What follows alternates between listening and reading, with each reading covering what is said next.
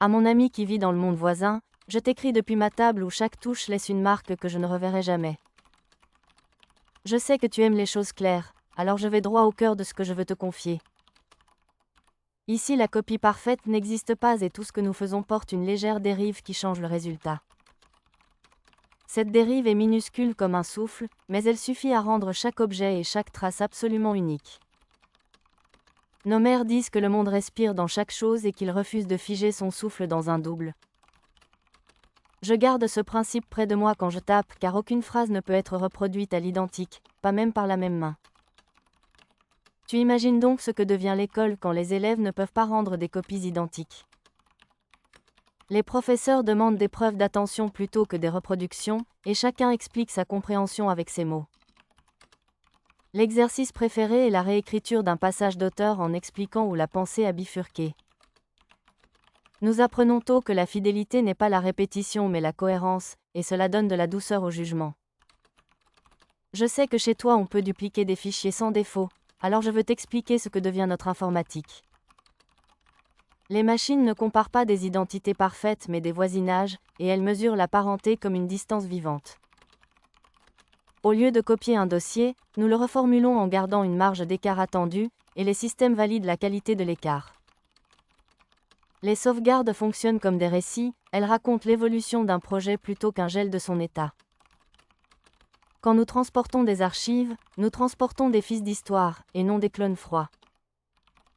Les responsables des données s'appellent gardiens d'originaux, et leur métier est d'écouter la musique des versions.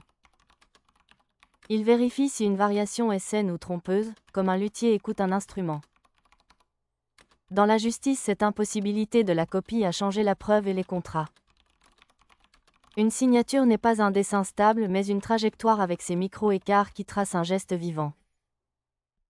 Les juges ne comparent pas des images mais des gestes, et ils consultent des experts en trajectoire. Les contrats décrivent la provenance de chaque objet et la manière dont il dérive avec le temps. Nous assurons les objets non contre la casse mais contre la perte de leur identité d'origine. Il existe une police qui protège la mémoire d'un original, et elle s'active quand un objet dérive trop vite. Je voudrais t'emmener au marché aux originaux, un lieu qui ressemble à un port où chaque chose arrive avec son histoire. Tu y vois des cuisinières vendre une sauce qui ne sera plus jamais la même le lendemain. Le prix se fixe avec l'art de saisir l'instant et la promesse d'une expérience qui n'existera qu'une fois. La fraude ne consiste pas à faire un faux parfait mais à fabriquer une proximité trompeuse. Des bandes vendent des presque originaux, et plus la distance est petite, plus le piège est dangereux. La police de l'équivalence traque ces proximités malhonnêtes en mesurant comment la dérive a été forcée. Les artistes ont trouvé leur liberté dans ce monde, et je pense que tu aimerais leur manière de partager. Un peintre prépare des pigments chaque matin, et le moindre grain change la teinte du ciel de la toile. Il dit que la couleur est fidèle quand elle n'obéit pas, et son atelier sent la joie des écarts. Les concerts sont des rites d'unicité, et personne ne sort avec la même chanson que son voisin de siège. On reçoit un reçu de mémoire où sont décrits nos frissons et les instants où notre souffle a changé. Les enregistrements existent mais ils sont des interprétations nouvelles à chaque écoute. Les chanteurs acceptent que le même refrain n'atterrisse jamais deux fois au même endroit de nos cœurs. Les musées gardent des œuvres avec des équipes qui surveillent non seulement l'humidité mais la dérive de l'objet. Ils documentent comment une statue choisit de devenir plus mate ou plus chaude, et ils respectent ce choix. Le respect tient à ce que toute chose veut vieillir à sa manière et que nous sommes là pour l'accompagner. Cette manière d'habiter le monde change notre manière d'aimer aussi. Nous savons qu'aucune lettre ne peut être réécrite à l'identique, alors nous pesons chaque mot. Les disputes se nourrissent moins de citations qu'on brandit, et plus de gestes qu'on évoque avec précision. Je me souviens d'un couple qui a décidé d'enregistrer une berceuse pour leur enfant malade. Ils savaient que l'enregistrement n'aurait pas la même voix à la prochaine lecture, et c'est cette petite différence qui a maintenu l'espoir.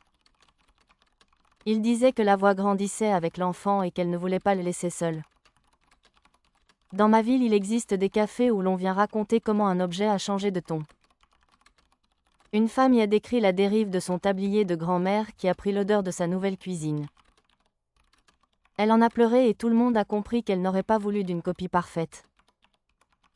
Nous avons des métiers nouveaux dont celui de tisseuse de provenance. Ces personnes écrivent des biographies d'objets avec des dates, des lieux, des usages, des rencontres et des saisons. Elles accompagnent les familles pour transmettre un objet en expliquant comment il a appris à devenir lui-même. Dans notre économie, la richesse vient de la qualité des trajectoires et non du volume de duplication. Les entreprises vendent des lignes de vie plutôt que des millions d'exemplaires identiques. Un fabricant de chaussures propose des carnets d'empreintes plutôt qu'une série industrielle fermée. Chaque paire a sa marche, et la marche remonte vers ceux qui l'ont pensé. Les ateliers sont organisés pour accepter l'écart, et ils mesurent la beauté d'une série par l'harmonie de ses différences. Les ingénieurs parlent de cohérence au lieu de conformité, ce qui change le ton des réunions. Quand une pièce s'écarte trop, on écoute d'abord ce qu'elle raconte avant de la corriger. Il arrive qu'elle raconte mieux que la pièce prévue, et on renomme toute la série. Tu te demandes sûrement comment fonctionne la médecine quand on ne peut pas cloner une molécule à l'identique. Nous avons développé des protocoles d'équivalence qui s'appuient sur les effets constatés et non sur l'identité stricte. Les pharmaciens vérifient la réponse du corps patient par patient et ajustent la fabrication par petites retouches contrôlées. Un souvenir me sert encore, et je te le confie parce qu'il explique ma manière d'écrire. J'ai un jour tenté de me dupliquer pour sauver une histoire d'amour qui glissait entre mes doigts. J'ai voulu donner à l'autre une copie de moi pour être présente quand je ne pouvais plus venir. La tentative a produit une presque personne qui savait mes secrets mais marchait avec une cadence différente. Elle souriait à contretemps, et son regard cherchait une musique qui n'était pas la mienne. Je l'ai écoutée parler à celle que j'aimais et j'ai compris que je ne pouvais la posséder. J'ai choisi de la laisser vivre ailleurs et de rester avec mon original fragile. Cette décision m'a appris que l'unicité n'est pas une prison mais une respiration qui refuse la capture. Depuis, je ne promets plus de répéter une promesse, je promets de la revisiter avec la même fidélité de cœur. Les mariages se construisent chez nous sur ce pacte, qui dit je te rejoindrai dans la variation et je t'y reconnaîtrai.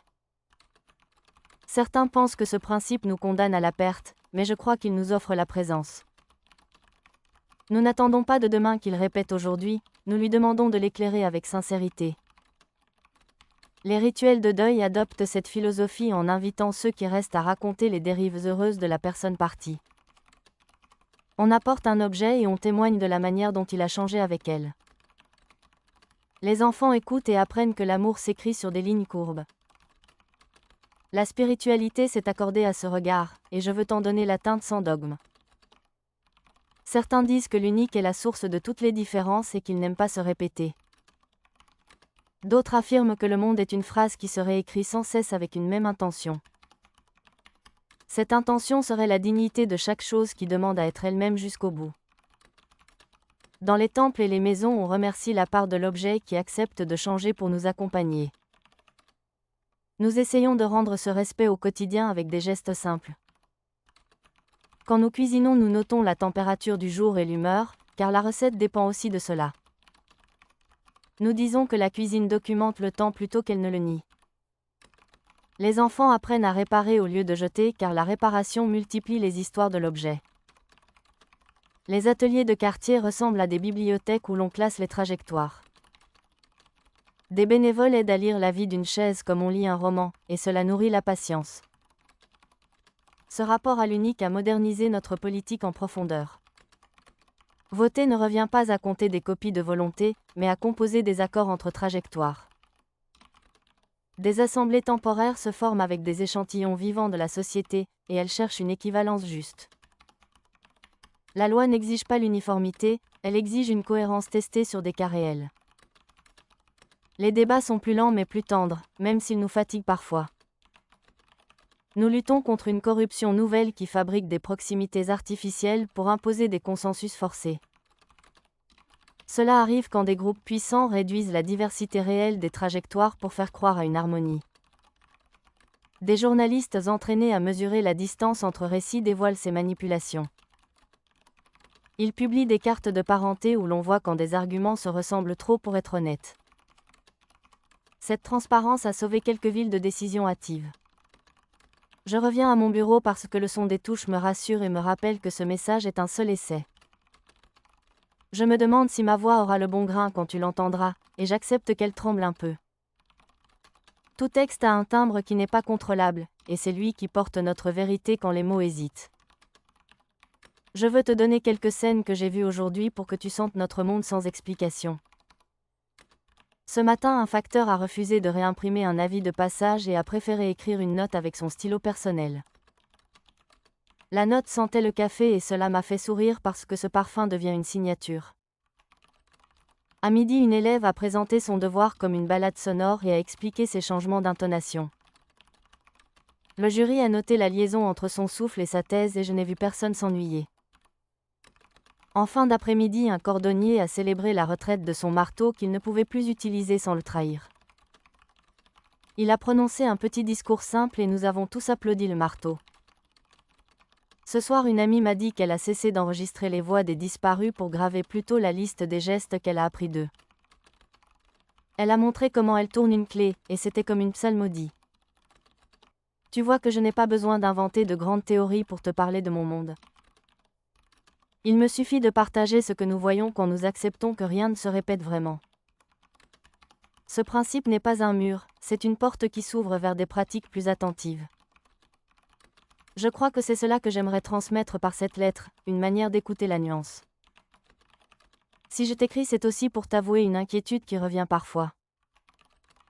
Il m'arrive de regretter l'idée même de copie car elle promet une forme de repos que je ne connais pas. Quand je suis épuisé, j'envie les systèmes qui sauvegardent exactement pour ne rien perdre. Puis je me souviens du jour où j'ai voulu me dupliquer pour retenir un amour et j'accepte ma fatigue. Ce souvenir me dit que le repos n'est pas dans la copie mais dans la confiance que la prochaine version saura nous rejoindre. Cette confiance est le moteur de notre travail et de nos liens. Elle permet de faire de la place aux autres façons de bien faire et de partager le mérite. Dans les ateliers, on accroche au mur non pas la procédure standard mais des nuanciers de réussite. Chacun y ajoute sa petite victoire et sa petite erreur, et l'ensemble devient une école. Les chefs d'équipe savent que diriger revient ici à orchestrer des écarts compatibles. Ils se demandent si l'écart renforce ou affaiblit la chose commune, et ils agissent en conséquence. Nous avons renoncé à l'idéal de contrôle total qui glace les mains et casse les voix. À la place, nous poursuivons l'art difficile de tenir bonne au milieu d'une foule de déviations fines. Je ne dis pas que notre monde est paisible, car il ne l'est pas. Les conflits existent et se déplacent vers des questions de frontières d'équivalence. On se bat pour savoir jusqu'où une différence peut rester amie d'une intention partagée. Parfois cela casse des groupes et parfois cela en crée de nouveaux. Je reste pourtant sûr que cette manière de vivre nous permet d'aimer plus fort. Elle nous apprend à dire merci au tintement minuscule, à la rugosité, au rire qui ne tombe pas au bon moment. Elle nous demande de regarder à nouveau sans exiger que le monde nous rassure. Toi qui vis dans un monde de copies fidèles, je ne prétends pas te convaincre de changer. Je te propose une visite de l'autre rive où l'on serre la main à la variation et où rien ne se répète tout à fait. Peut-être qu'un jour nous pourrons nous rejoindre à mi-chemin et inventer une façon de coopérer. Vous apporteriez votre soin du même et nous offririons notre soin du différent. Cette alliance pourrait donner une culture plus sûre de ce qui compte et plus légère sur ce qui pèse. Elle donnerait à vos machines la politesse du voisinage et à nos ateliers la vitesse des alignements utiles. Elle aiderait nos amours à ne plus demander des promesses impossibles et à préférer la présence réelle. Je respire un peu et je souris parce que je viens d'entendre la bouilloire lancer un souffle clair. Le thé n'aura pas le même goût demain et cela me suffit pour dire que je suis en vie. Si tu te demandes comment nous gardons trace des choses, je te répondrai ainsi. Nous tenons des journaux de dérive où nous écrivons ce que nous avons remarqué sans chercher à tout contrôler. Ces journaux aident à réparer car ils montrent le chemin déjà parcouru. Quand nous perdons quelque chose, nous écrivons ce que cet objet a laissé comme habitude en nous. C'est notre manière de faire le deuil sans demander une copie au monde. Maintenant, je veux te confier une scène encore plus intime qui me tient et que je n'ai jamais racontée. J'ai retrouvé la presque personne que j'avais créée, et je l'ai regardée longtemps sans parler. Elle avait appris des gestes qui n'étaient pas les miens et elle riait avec une joie que je ne reconnaissais pas. J'ai compris que mon erreur n'était pas d'avoir essayé mais d'avoir cru que l'amour voulait une identité. L'amour veut une fidélité qui respire et qui accepte la surprise de l'autre. J'ai remercié cette presque personne pour m'avoir montré ma peur du changement. Puis je l'ai laissé suivre sa route au lieu de l'enfermer dans une comparaison sans fin. Cette décision a libéré ma façon d'écrire et de travailler ensuite. J'ai commencé à décrire les processus non pour les figer mais pour leur permettre de mieux se métamorphoser. Mes collègues disent que mes notes sont devenues plus généreuses et plus utiles. Je crois qu'elles le sont parce que je ne cherche plus à faire tenir le monde dans un moule. Je m'arrête un instant pour écouter ma fenêtre qui claque un peu, car même le vent ne se répète pas. Chaque rafale porte une inflexion qui dit tu es là maintenant et cela suffit. Je te laisse avec cette phrase simple qui m'a tenu debout ces derniers mois. Rien ne s'imprime deux fois avec la même lumière et tout le travail consiste à bien accueillir la lumière présente. Si cette lettre tient debout, c'est grâce à ta patience et à ton amitié. Je sais que tu liras avec tes manières et que ta lecture sera déjà une version nouvelle. C'est cela que j'espère, une rencontre qui ne confond pas et qui pourtant réunit. Je vais refermer ce fichier unique et te l'envoyer avec toute mon attention. Que ta journée trouve son pas et que tes objets te racontent ce qu'ils deviennent. Ton ami qui habite dans le monde voisin. Merci d'avoir écouté cette lettre jusqu'au bout. Si tu as aimé ce moment, mets un like, abonne-toi et laisse un commentaire. Tu peux soutenir la chaîne grâce au QR code en bas à droite de la vidéo ou via le lien dans la description. Dans la description tu trouveras aussi des liens vers d'autres œuvres d'une série totalement différente. Je te dis à bientôt, prends soin de toi et regarde le prochain épisode quand il sortira.